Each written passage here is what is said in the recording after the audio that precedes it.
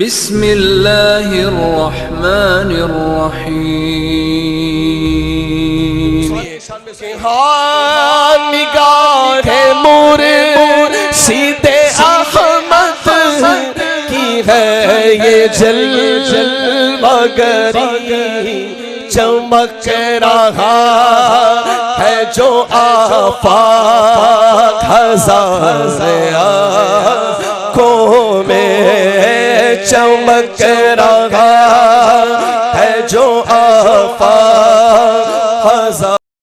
آج بھی ہو جو ابراہیم سا ایما پیدا، آگ کر سکتی ہے انداز گلستہ پیدا، گر نبی کا حکم ہو تو ہم کود جائیں سمندر میں۔ تب کے بولے سبحان اللہ، گر نبی کا حکم ہو تو ہم کود جائیں سمندر میں، دریا کو محو کر دیں نعرہ اللہ اکبر میں، دریا کو محو کر دیں نعرہ اللہ اکبر میں۔ ایمان کے پڑھتے ہیں جہاں قدم، ایمان کے پڑھتے ہیں جہاں قدم، پیدا ہوتا ہے وہیں آب زمزم کی کرامت تھی۔ یہ فیضان نظر تھا یا کہ مکتب کی کرامت تھی، سکھائے اسماعیل کو کس نے آداب فرزندی، سکھائے اسماعیل کو کس نے آداب فرزندی۔ جس دل میں تیری یاد ہے وہ شاد ہے آباد ہے، جس دل میں تیری یاد ہے وہ شاد ہے آباد ہے، جو دل تیری یاد سے غافل رہا وہ ناشاد ہے برباد ہے۔ عزیزان ملت اسلامیہ، ابھی میں نے آپ کے سامنے جس آیت مستونہ کی تلاوت کا شرف حاصل کیا، باری تعالی اللہ عز و جل کائنات کے مومنین سے خطاب فرماتا ہے، وَاتَّخَذَ اللَّهُ إِبْرَاهِيمَ خَلِيلًا۔ اللہ تبارک و تعالی مقدس قرآن میں ارشاد فرماتا ہے، ہم نے ابراہیم کو اپنا گہرا دوست بنایا۔ سبحان اللہ۔ عزیزان ملت اسلامیہ، دنیا کا آج کوئی پڑھا لکھا انسان، بی اے پاس انسان، دنیا کا ڈگری یافتہ انسان ایم ایل اے تک اپنی پہنچ بناتا ہے تو نصیب پہ ناز کرتا ہے، اگر وہ اپنی پہنچ ضلع کلکٹر کے پاس بناتا ہے تو وہ اپنے اوپر ناز کرتا ہے، چھوٹے موٹے حوالدار پولیس والوں تک ان کی دوستی ہو جاتی ہے تو وہ اپنی شان پر فخر محسوس کرتا ہے، اگر اس کی پہنچ ڈائریکٹ پی ایم سے ہو جائے تو اور بھی کیا کہنا، راشٹرپتی سے ہو جائے تو اور بھی کیا کہنا۔ لوگ کہتے ہیں یہ پہنچ والا انسان ہے، ان کی پہنچ بہت اونچی ہے۔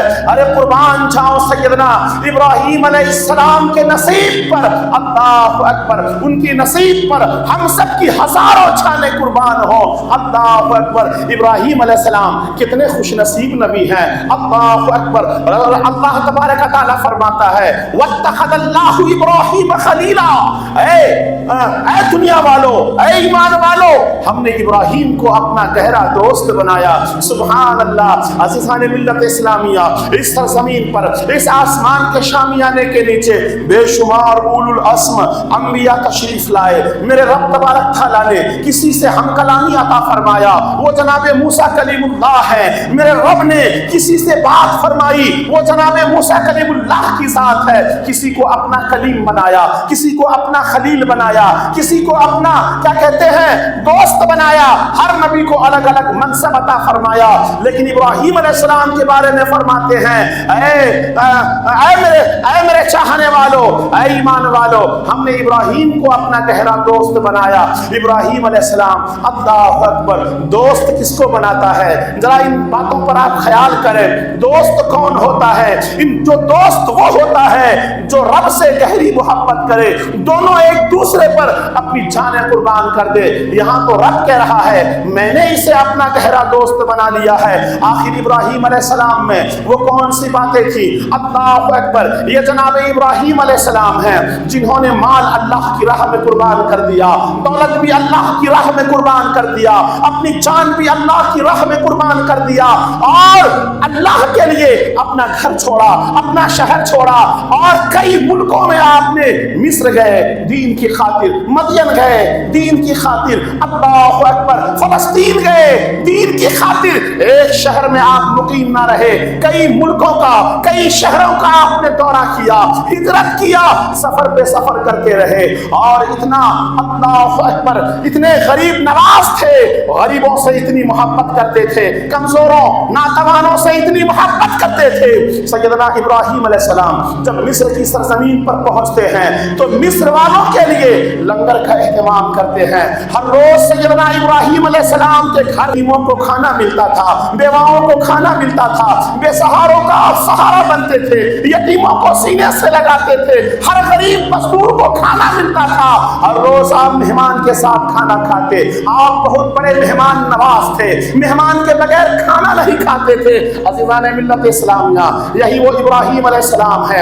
اللہ تبارک تعالیٰ خواب دیتا ہے، اے ابراہیم تم میری بارگاہ میں قربانی کرو، آپ اٹھتے ہیں، 100 اونٹ اللہ کی راہ میں قربان کر دیتے ہیں، پھر خواب آتا ہے میری راہ میں قربانی دو، پھر 100 اونٹ اللہ کی راہ میں قربان کر دیتے ہیں، پھر سے خواب آتا ہے میری راہ میں قربانی دو، 100 اونٹ اللہ کی راہ میں قربان کر دیتے ہیں، یہاں تک کہ خواب آتا ہے اے ابراہیم تمہارے نزدیک جو جان سے زیادہ قیمتی ہو مجھے اس چیز کی قربانی چاہیے، یہاں تک کہ آپ اپنے بیٹے لخت جگر 100 سال کے بعد جب بڑھاپے میں پہنچ گئے تھے تب اللہ تبارک تعالیٰ نے 100 سال کی عمر میں جناب ابراہیم کو ایک لخت جگر عطا کیا تھا جن کا نام جناب اسماعیل علیہ السلام ہے، جن کے نسل پاک سے میرے نبی تشریف لائے اور میرے رسول اللہ تشریف لائے۔ خدا قائد و جہاں صلی اللہ علیہ وسلم فرماتے ہیں میں بشارت عیسیٰ ہوں، میں بشارت عیسیٰ ہوں، میں دعائے ابراہیم ہوں۔ سبحان اللہ،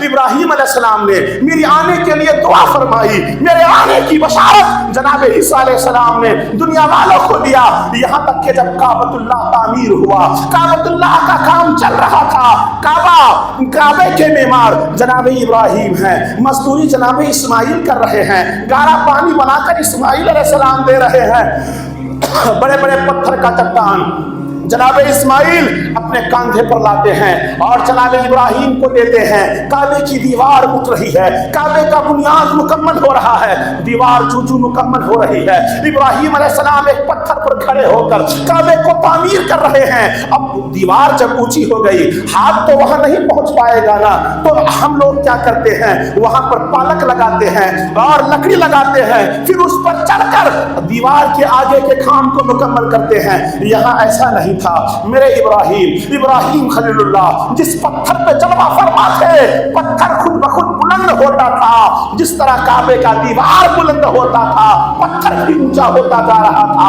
اور جس پتھر پر آپ کھڑے تھے وہاں آپ کے پائے ہیں۔ مفکرین فرماتے ہیں، مفسرین فرماتے ہیں پتھر پر آپ کے قدموں کا نشان کیوں پڑا؟ اللہ اکبر، ہزاروں پتھر تھا مکہ المکرمہ میں، ابراہیم علیہ السلام نے ہر پتھر پہ قدم ڈالا تھا لیکن کسی بھی پتھر پر آپ کے پائے مبارک کا نشان نہ پڑا، آخر اس پتھر پہ آپ کا نشان کیوں پڑا؟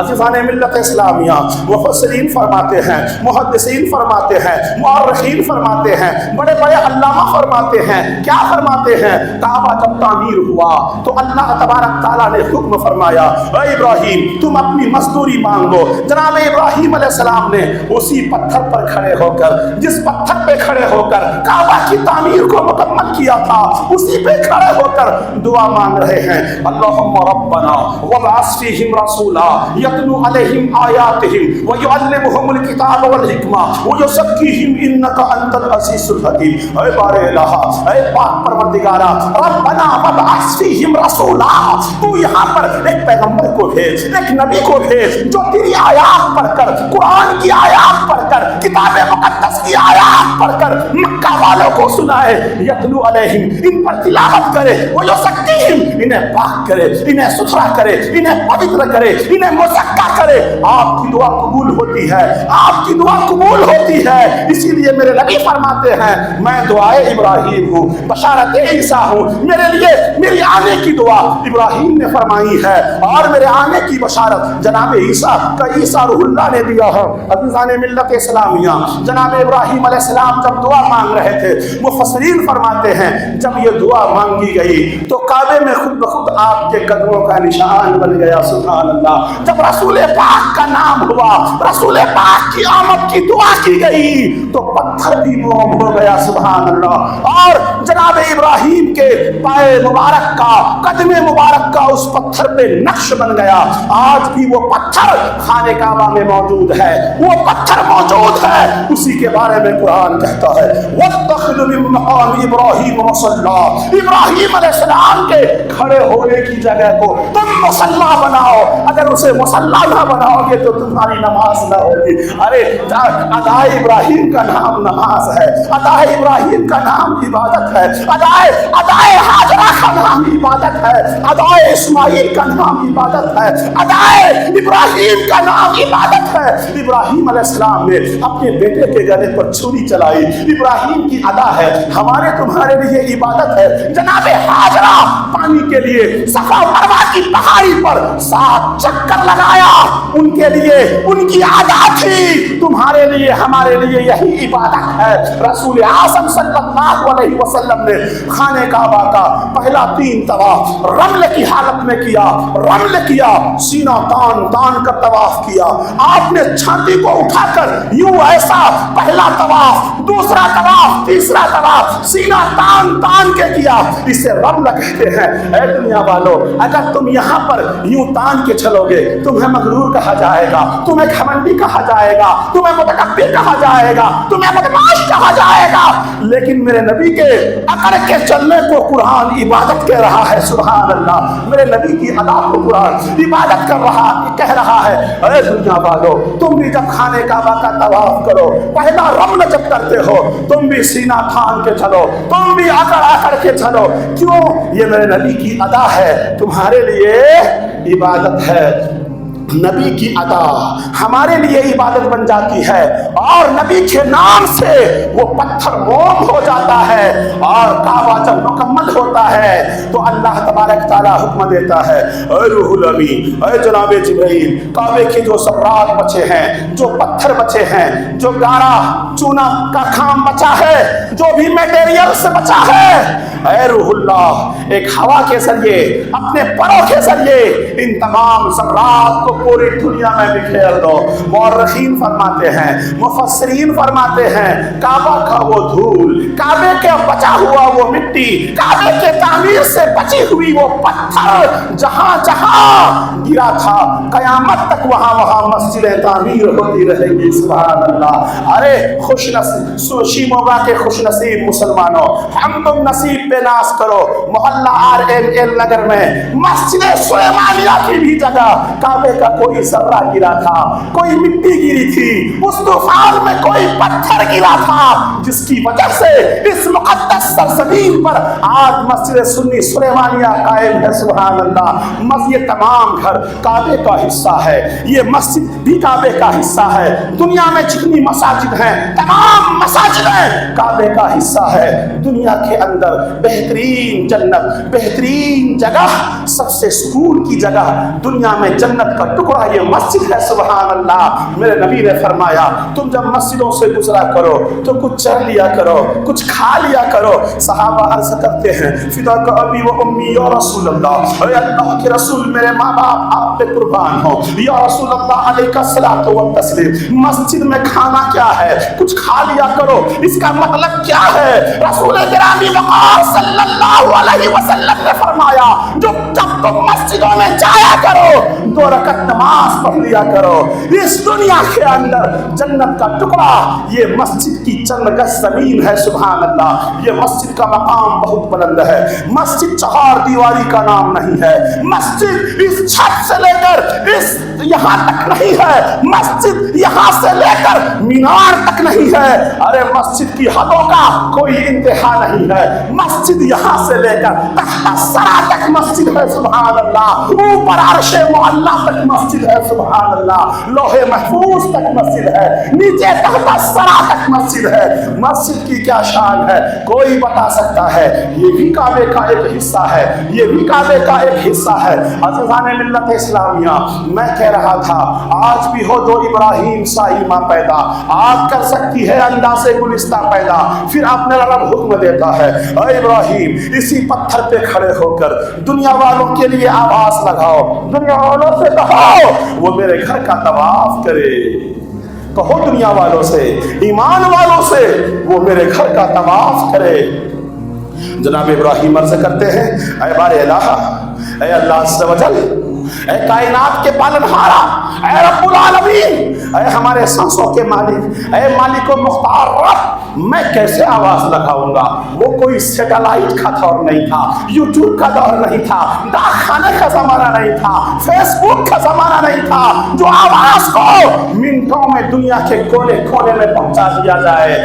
میرے ابراہیم عرض کرتے ہیں، اے بار الہ، میں تو یہاں پکاروں گا، میری آواز کعبے کی دیواروں میں گونج کر محدود رہ جائے گی، کعبے کے حدود سے باہر نہیں جائے گی، میں کیسے پکاروں؟ توجہ دینا، غور سے سننا، میرا رب فرماتا ہے، اے ابراہیم اسن اسن، تم آزاد، اسن تم پکارو، تم لوگوں سے کہو، اے دنیا والو، اے ایمان والو، آؤ کعبے کا طواف کرو، کعبے کا دیدار کرو۔ آواز لگانا تمہارا کام ہے، آواز کو پہنچانا میرا کام ہے، سبحان اللہ۔ اور جب ابراہیم علیہ السلام نے پکارا اسی پتھر پر کھڑے ہو کر، تو اب محدثین فرماتے ہیں، مفسرین فرماتے ہیں، مؤرخین فرماتے ہیں، جناب ابراہیم کی اس آواز کو دنیا میں جتنے ایمان والے باحیات تھے، جن کے نصیب میں حج لکھا ہوا تھا، سب نے سنا۔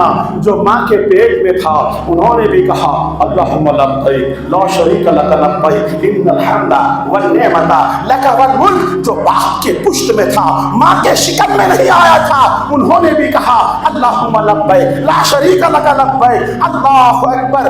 اس پکار کو دنیا کے کونے کونے میں لوگوں نے سنا، اور قیامت تک عالم ارواح میں جتنے لوگ ہیں ابھی دنیا میں آئے نہیں ہیں، پیدا نہیں ہوئے ہیں، سب نے جس کے نصیب میں حج تھا، سب نے کہا اللہم لبیک لا شریک لک لبیک۔